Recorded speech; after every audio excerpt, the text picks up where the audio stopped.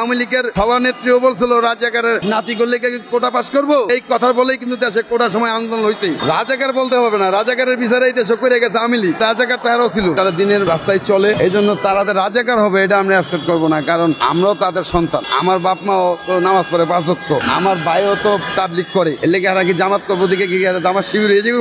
চিন্তা করতে পারে সে মানুষের কল্যাণে কাজ করে এবং সে কখনোই জামাত শিবির কখনো চাঁদাবাজ করে নাই, চাঁদাবাজি করে না। এটা করলে আমি মেনে নিব না। বাংলাদেশটা তো কারো একা না, জামাত শিবিরের একলাও বাংলাদেশ না, আওয়ামী লীগেরও বাংলাদেশ না, বিএনপিরও বাংলাদেশ না, গোটা বাংলাদেশের মানুষের সবারই অগ্রাধিকার আছে এই দেশে স্বাধীনভাবে কথা বলার, কর্ম করার এবং রাজনীতি করুক আর সংগঠন করুক, যাই করুক করার অধিকার আছে। সামনে যদি এরকম স্লোগান দেওয়া হয় বিএনপির পক্ষ থেকে, আপনারা এই বিষয়টা কিভাবে দেখবেন?